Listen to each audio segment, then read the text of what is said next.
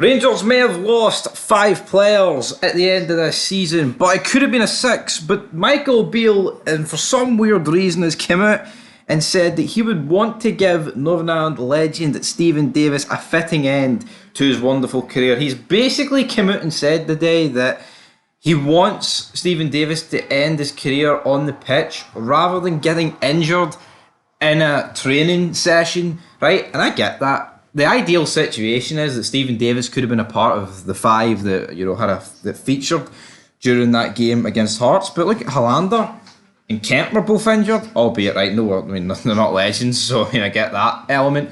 But this just seems like a tribute act sort of thing.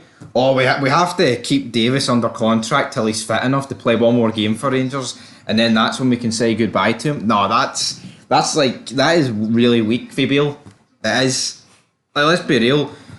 Say McGregor was injured, and would we assign McGregor up to another year contract so he could get his big send-off? What sort of decision making is it's decisions like this that are putting Rangers behind Celtic? I have no problem if they want to help Stephen Davis through his rehab or whatever and get him back to full fitness, and then he can leave and do what he wants at another club. But we're literally just paying the guy to come back for one game and then get the old cheerio.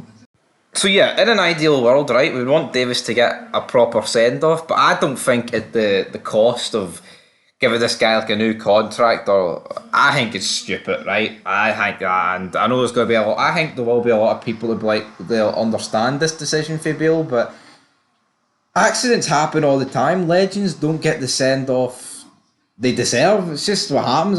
Gerrard, look at Gerrard's last game for Liverpool. They get pumped 5-1 by Stoke. It's just shit happens. There's people in their careers that just pick up injuries and it ruins their careers. So whether or not, why not just bring him out in that Hearts game? Because that was a great send off to all those players. I don't understand why he couldn't have just left after that, but Beale wants to do it his way. And if Beale can deliver title 56 and Stephen Davis can get fucking brought out every game for a farewell show, but aye.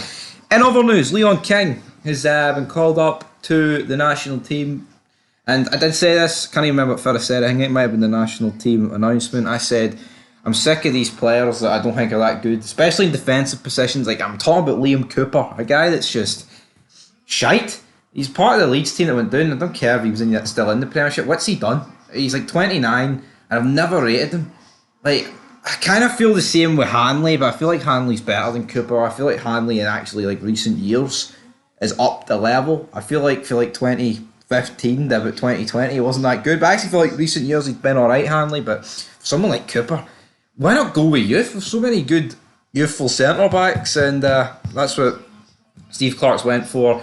Even though King's had a pretty difficult season, I feel like maybe bedding them in with more games, because if you're good enough, you're old enough. So Leon King needs to get brought in, and hopefully it could be him and Big John Souttar in the Scotland centre back against Norway, but only time will tell, guys. Pretty dead transfer news today. Ben Davies could be going to Stoke. Are we going to get our money back on that? Probably not. Glenn Kamara, like we talked about yesterday, Sheffield United haven't put a bid in. Talks of 10 million. I think I'm not really buying that. It's half of my 20 million valuation, but yeah.